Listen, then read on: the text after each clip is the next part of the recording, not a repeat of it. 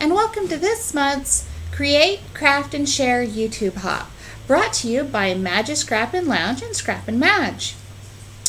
For this month's hop, we are working on Halloween decor items. So for this month's hop, you should start at Scrappin' Madge.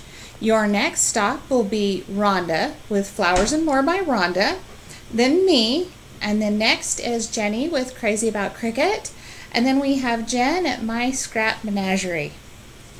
So last month when we had the September hop, for those of you that left comments, I told you I would do a random number generator, and the prize winner for September is, oops, different note here, Sherry with Sherry's Scrappy Shares. Sorry about that, I just completely killed your YouTube name there.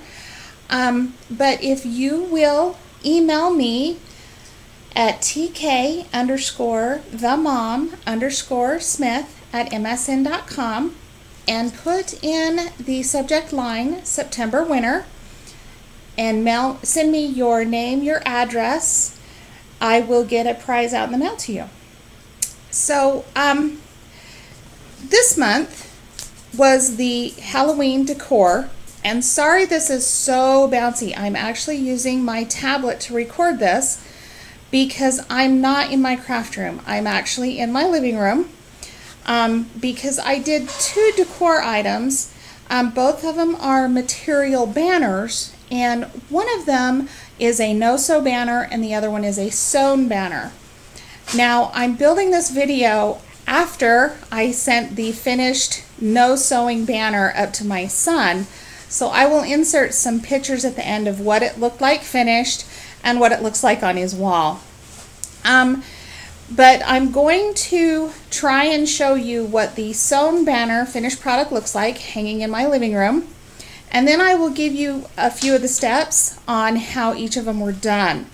So I hope this doesn't make you dizzy, but I'm going to be moving the camera around to show you, what everything looks like. Okay, I've turned the camera around, and here is a full view of my sewn Halloween banner.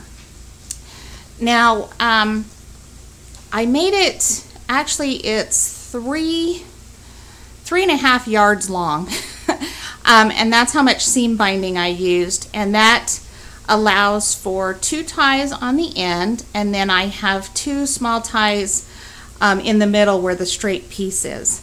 So I'm going to move closer,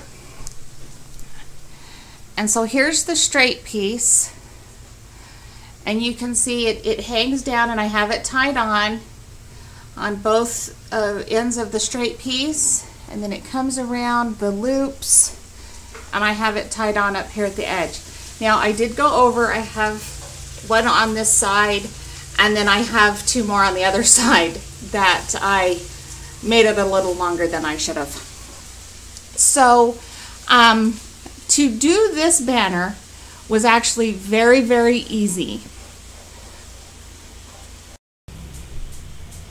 Okay, so here we are.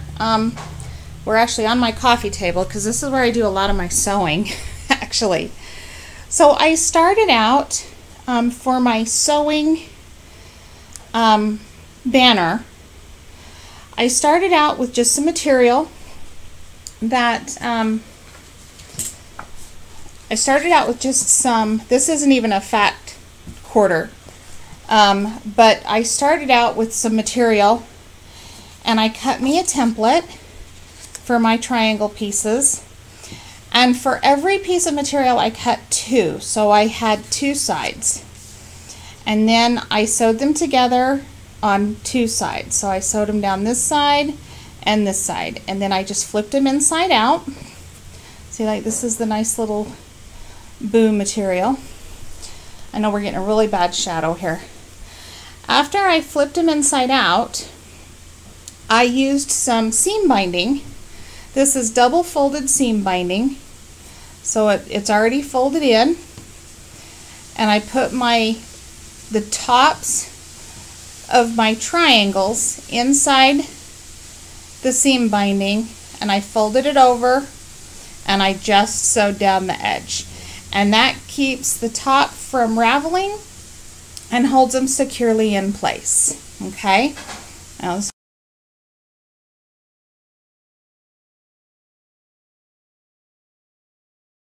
we have the no sewing banner, which is at my son's house and hanging.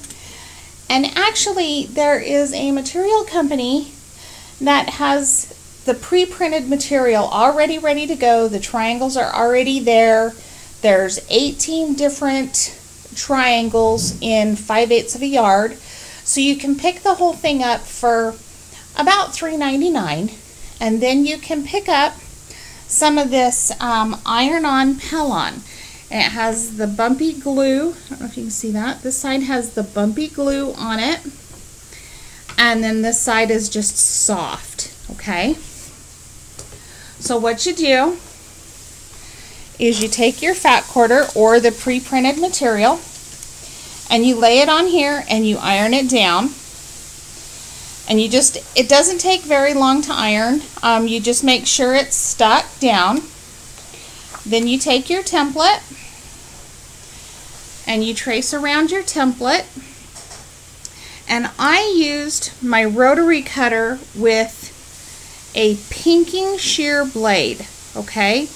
And the pinking shears, when you cut the material, keep it from fraying, okay? So after I cut them all out, I took my seam binding again. I used some Fabric Fusion glue, and I glued both sides of the seam binding. I put my material triangle in the seam and folded it over just like this. And then I used some clothespins to hold it in place until it was dry. I hope this gives you some quick and easy ideas for some Halloween decorations.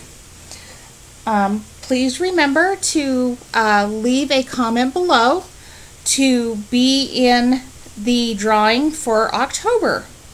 And I want to thank you for stopping by. And your next stop is Jenny with Crazy About Cricut. Good night.